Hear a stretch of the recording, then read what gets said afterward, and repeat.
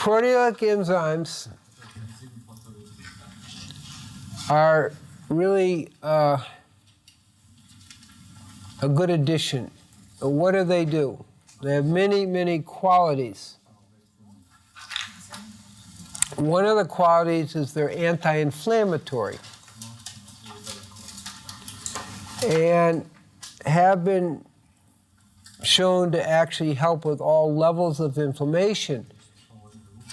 From a wisdom tooth being pulled, from physical injury, which is inflammation, they will cut down the recovery time by 50%. I've seen it. You get a bad injury, you will, speed your recovery time. Instead of 4 days, it may take 2 days. Are you talking about proteolytic enzymes? Yes.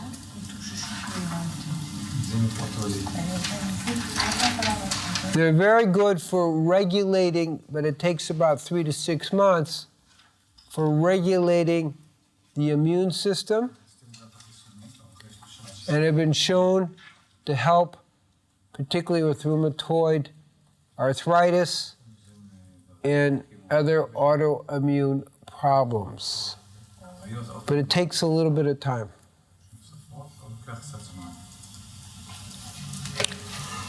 They thin the blood, they help protect against clotting, maintain a minimal blood viscosity, which you want.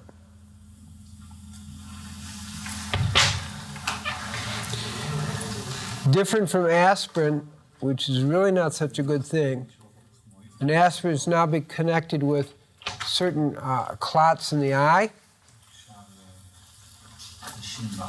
and a few other things like that, as well as ulcers, as well as chronic acidity. See, the allopathic as well, it helps prevent clotting. Well, it does do that, and it may have some other things, but it also makes you acid because it's an acid, and it's been associated with a lot of stomach ulcers and stomach bleeding, main side effect of that. When you have something like this, which is as good as thinning the blood, but it also cleans the arteries, cleans out the inside of the arteries. That's good. Okay? So we can take them instead of aspirin? Yes. Yes.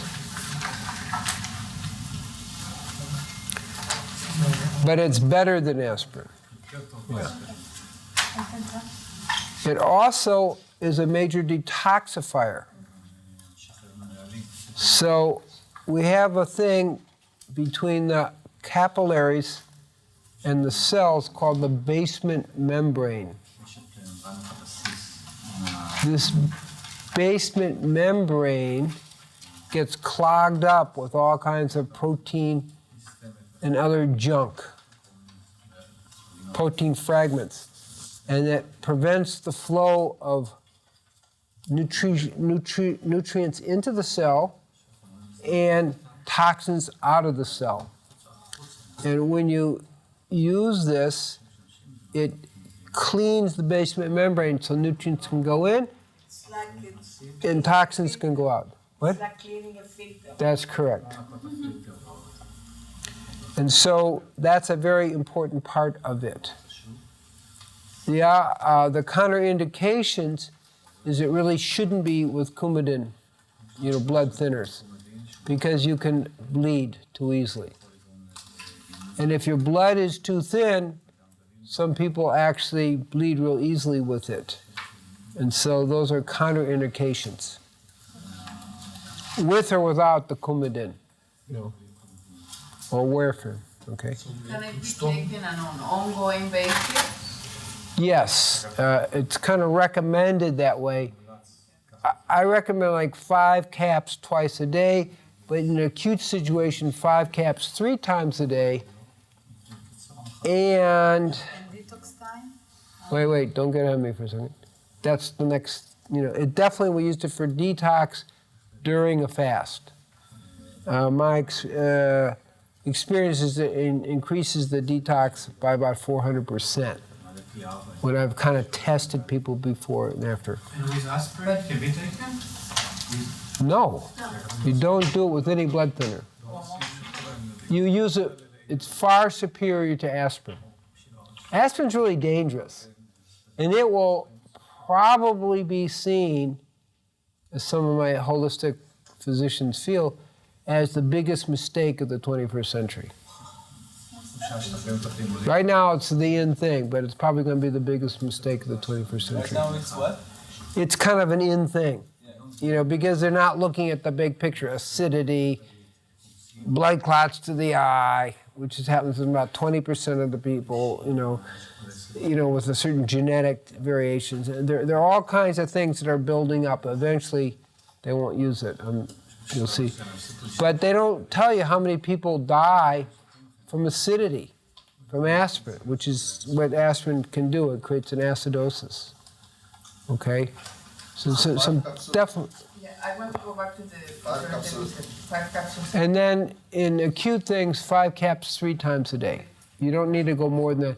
It needs to be taken an hour from food. An hour from Yeah, otherwise, it will digest your food. But that's a very expensive digestive enzyme.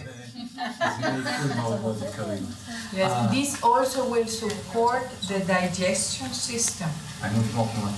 Yeah, but it's not really used that way only because you don't need to use it for that. It's really to do its job on the other levels. It's also good for the treatment of cancer because it dissolves tumors.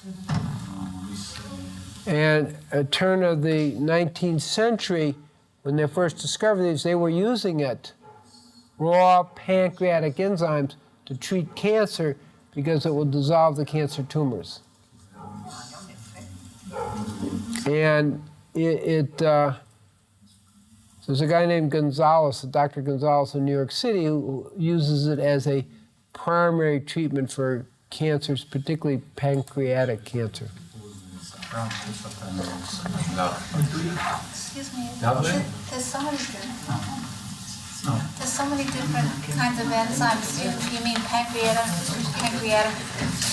enzymes? Or you mean like amylase and protease? No, I'm talking about proteolytic enzymes that the pancreas has, but this is a particular formulation of very potent enzymes that particularly break down protein.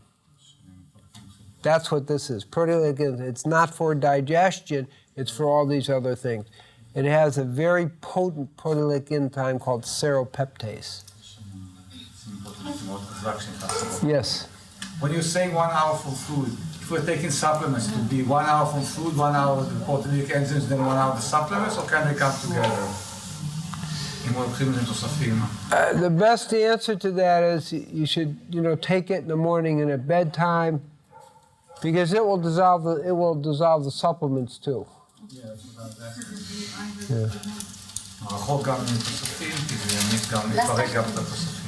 Last time you said very important stuff that it's not recommended to take it before operation. Right, because it will create bleeding. But it's very good to take it before flight. Before what? Flight. Airplane, yeah, because during flight, there's a greater tendency to clot because your blood gets too thick. So it's protective for clotting for flying. And it's good to take after operation to prevent excessive scarring. It's also good for treating scarring. Yeah. What about women in period? Because it causes... I don't recommend taking it quite then. You mentioned that the best time to take the proteolytic enzymes is early in the morning. Is it better than before going to bed? No, the best time away from food, and I was just mentioning 2 easy times. First thing in the morning, last thing at night. It's more of a convenience thing.